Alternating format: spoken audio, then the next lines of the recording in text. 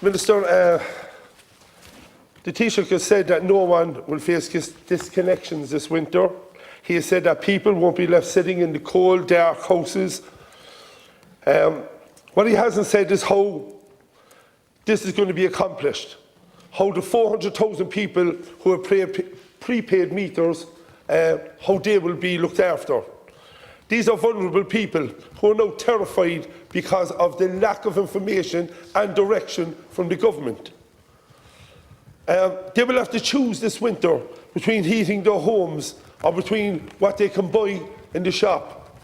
The Taoiseach made empty promises about what people won't have cold homes this winter. It is all very well and good for members of the government to tell people to go to their social welfare office. But what happens at 7 o'clock on a Saturday or a Sunday evening when people run out of money, when they have to make a choice whether to put money into their prepaid meter or they go to the shop to try to get lunches for their children, or if one of their kids is sick, they have to go and get Calpol or something like that. What do people do? Because that's the questions that people are asking me. Because I've never seen a social welfare office open over the weekends and at night. So we all know what will happen.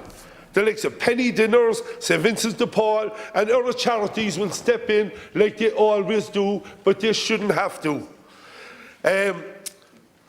People then will have to turn to money lenders or other ways of getting money, because at the end of the day you have to keep a home warm in the winter time, and you have to put money in it, or you have to put food on the table and pay your bills, and it's going to force more and more people into borrow money they don't have from people who are going to overcharge them. So, this is the government's job. The Taoiseach has made these statements. He needs to deliver.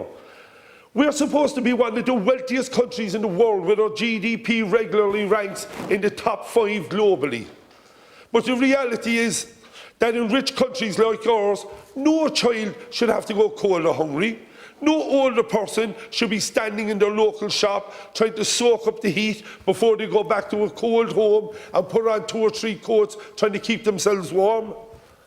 One older person said to me last week about the cost of boiling the kettle. Someone said earlier it's double the price this time last year.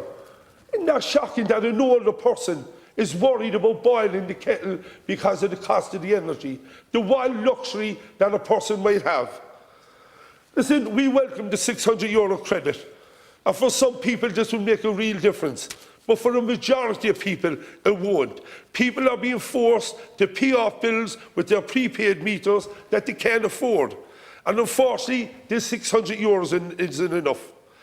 The energy companies need to figure this out. We need to stop disconnections this winter. We need to bring in a windfall tax for these companies who are making huge profits. And I leave you with this, Minister.